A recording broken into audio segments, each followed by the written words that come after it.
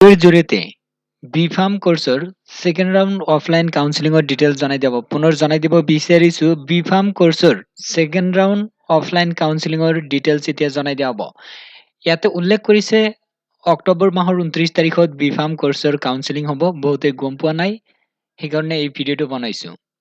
অক্টোবৰ মাহৰ 29 তাৰিখত যাব পাৰিব যিসকলে 40 লৈকে ৰেংক পাইছে, সেইসকল কেণ্ডিডেট যাব পাৰিব, অল কেণ্ডিডেট। লগতে ইয়াতে উল্লেখ কৰিছে OBC MOBC কেটেগৰীৰ যদি 142ৰ ভিতৰত ৰেংক পাইছে তেতিয়াহ'লে যাব পাৰিব।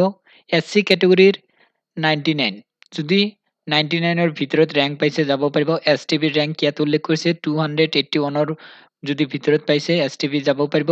EWS কেটেগৰী ৰেংক ইয়াতে উল্লেখ কৰিছে 57ৰ ভিতৰত যদি পাইছে তেতিয়াহ'লে ছেকেণ্ড ৰাউণ্ড অফলাইন কাউন্সেলিঙত যাব পাৰিব।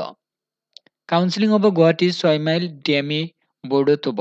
দিনৰ 10টাৰ পৰা আৰম্ভ হ'ব, ইয়াতে উল্লেখ কৰিছে। কাউন্সেলিং যোৱাৰ আগতে ফৰ্ম এখন ডাউনলোড কৰি লগত লৈ যাব লাগিব, কাউন্সেলিং ফৰ্ম। সেই ফৰ্মটো প্ৰিণ্ট আউট কৰি লগত লৈ যাব লাগিব। সেই ফৰ্মটো এই ভিডিঅ' ডেছক্ৰিপশ্যনত দিয়া হ'ব, লিংকত ক্লিক কৰি ডাউনলোড কৰিব পাৰিব।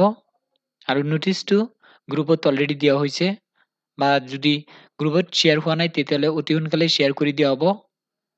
এতিয়া কাম কৰক, ভিডিঅ' ডেছক্ৰিপশ্যনত কাউন্সেলিং ফৰ্ম আছে, ফৰ্মটো এবাৰ ডাউনলোড কৰক। আৰু যদি ৰেংক মই যিখিনি ৰেংকৰ ডিটেইলছ জনাই দিছো ইয়াৰ ভিতৰত যদি আছে তেতিয়াহ'লে 29 তাৰিখত কাউন্সেলিঙত এপিয়াৰ হ'ব পাৰিব, অৰ্থাৎ যাব পাৰিব।